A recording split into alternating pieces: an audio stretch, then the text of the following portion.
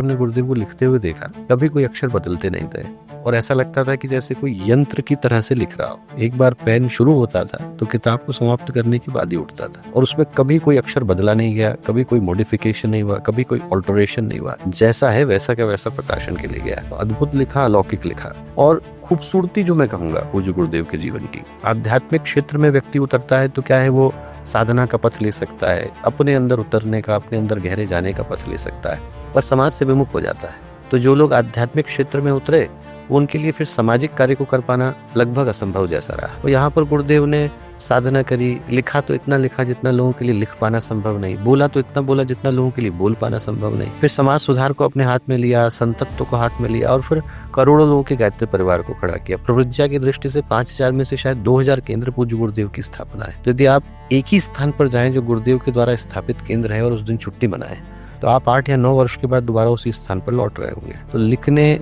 करने की दृष्टि से अद्भुत पूज्य गुरुदेव का जीवन रहा। और मैं कहता हूँ कि एक जो सबसे बड़ी खूबसूरती रही, इस संसार में क्या है कि ऐसे लोग कम हैं जिनने उन विषयों पर लिखा जो विषय मनुष्य के जीवन के उत्थान का आधार बनते हैं। लिखा तो बोला कम, बोला तो जिया कम, और जिया तो औरों को जिलाने वाले कम है।